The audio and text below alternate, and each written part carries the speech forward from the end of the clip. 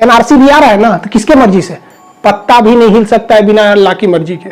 तो एनआरसी भी आ रहा है अल्लाह की मर्जी से। फ्रांस ने तो पूरी तरह से पाकिस्तान को तलाक दे दिया है, तलाक तलाक तलाक। अब आप जाके यूरोप वालों से हलाला कराइए, अपना कोगो से हलाला कराते हैं। देखिए पाकिस्तान के 90% लोगों को 90% लोगों को लगता है कि भारत से युद्ध होगा तो ये लोग जीत जाएंगे। 90%।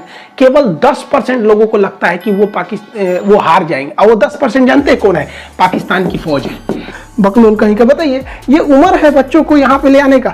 बैनर से छोटा है बेचारा। ये इस रिपोर्ट के अनुसार अब स्ट्राइक ना होकर बल्कि एक पूरी तरह से फुल फ्लेजेड एक बड़े पैमाने पर वार होगा इंडिया पाकिस्तान के बीच में, जिसका सबसे बड़ा कारण बढ़ेगा आतंकवाद। और कहीं ना कहीं ये देखने को मिलता ही है, इनके आतंकवाद बहुत भयानक लेवल पे है। इन लोग को लगता है कि पूरी दुनिया में फतह करेंगे लुंगी पहन के। यहाँ पर हम तो भारत सरकार से कहते हैं कि पाकिस्तान को टेंशन देना है ना, तो जोधपुर के पास यहाँ फ्रांस को कुछ 6 महीना के लिए वायुसेना का अड्डा दे दीजिए।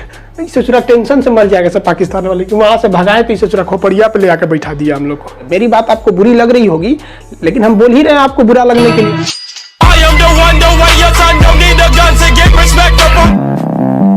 Kick out the France ambassador, France के राजदूत को बाहर निकालो। अब बताइए, फ्रांस के राजदूत को बाहर निकाल देने से इनका समाधान हो जाएगा? अब ये देखिए, ये रैली में ये बेचारा बचवा है, इसको क्या पता है कि राजदूत क्या चीज होता है? कोई पता नहीं है। लेकिन फ्रांस के राजदूत को बाहर ले जाएंगे हम। ये देखिए, इसको कुछ पता नहीं है।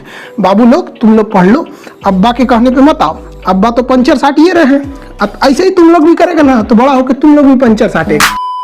ये हर जगह से कर्जा लेके बैठे हैं। सऊदी अरब से लिए हैं, यूएई से लिए हैं, चाइना से लिए हैं, वर्ल्ड बैंक से लिए हैं। देखिए, वर्ल्ड बैंक जो होता है international bank for reconstruction and development, इसका पूरा नाम होता है। ये हमेशा लॉन्ग टर्म का कर्जा देता है, 15 साल, 20 साल, 30 साल के लिए, और ये किसी न किसी डेवलपमेंट के लिए देता है वर्ल्ड बैंक। जबकि आईएमएफ इससे उलट है।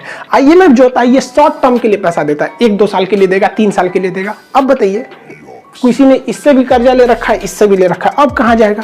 तो 3rd नंबर पे इन लोगों ने कर्जा लिखा है पेरिस क्लब से। अब सोचिए, जिस कंपनी का नाम तक नहीं सुने हैं आप लोग, वहां से ही ससुरा कर्जा लेके बैठा है सब, पहुंचा हुआ फकीर है सब।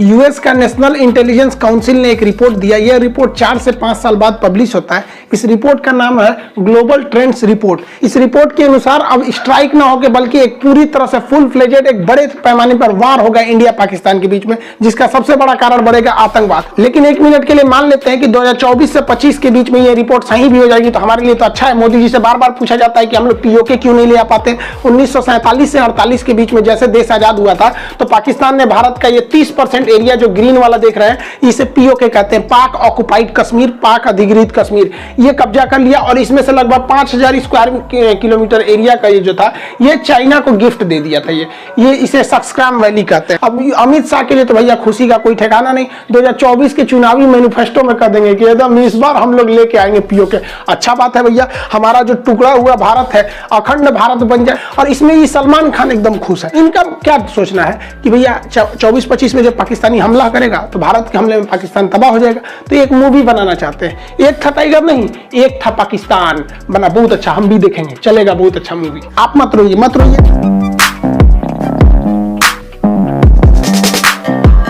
इन लोग को लगता है कि किसी मासूम को बम फोड़ के मार देंगे, किसी होटल में, ट्रेन में बम फोड़ देंगे तो इन्हें अल्लाह माफ करेगा और जन्नत देगा। देखिए, आतंकवादियों को माफ करना या ना करना ये अल्लाह का काम है, लेकिन आतंकवादियों को अल्लाह तक पहुंचा देना ये हमारी इंडियन आर्मी का काम है। और जन्नत में इनको 70 तो हूर मिलेगी, हूर परी मिलेगी। अजब हाल है ससुरे इन सब का मेंटेलिटी देखो। हम लोग हिंदुस्तान वाले सोचते हैं कि मरने के बाद शांति मिलेगा, ये सब ससुरा दुनियादारी बहुत खराब चीज है। इस ससुरा मरने के बाद तो सोचता है घूमो एकदम ठर, मतलब वो 70 का व्यवस्था सोच के रखता है। देखिए, पाकिस्तान के 90% लोगों को लगता है कि भारत से युद्ध होगा तो ये लोग जीत जाएंगे। 90%।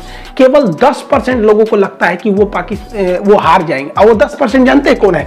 पाकिस्तान की फौज है। बस इनके फौज को ही लगता है कि ये लड़ाई में हार जाएंगे, बाकी इनकी जनता तो दूसरी दुनिया में जीत रही है। इन्हें लगता है गजवाए हिंद, हिंदुस्तान कोई बर्थडे का केक है, आएंगे काट के चल जाएंगे, गजवाए हिंद। अरे इतना थूरेंगे लोग ना तोरा पाकिस्तान को कि हम लोग पूरा पाकिस्तान को भगवाए हिंद करके रख देंगे।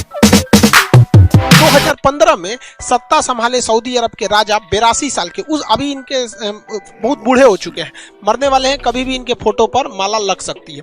इनका नाम था सलमान बिन अब्दुल अजीज। ये नाम जब समझिए इसमें क्या होता है।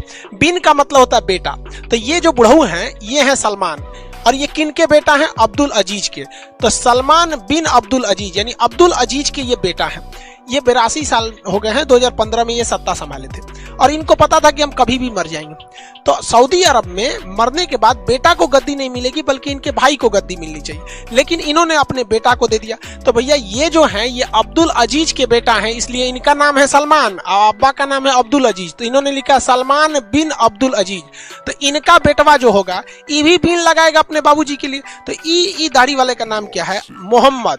अब बिन माने बेटा, किसका बेटा? तो ई सलमान का बेटा। तो मोहम्मद बिन सलमान, दादा का भी जोड़ना रहेगा तो बिन अब्दुल अजीज, और परदादा के जोड़ दे बिन बिन लगा के डस्टबिन बना देता बड़का नाम। सोच रहा यहाँ आधार कार्ड में जगह ना बचेगा। ठीक हुआ तू एसएससी का तैयारी नहीं कर रहा था, उन्हें नाम ही नहीं लिखता, रिजेक्ट हो जाता नाम के चक्कर।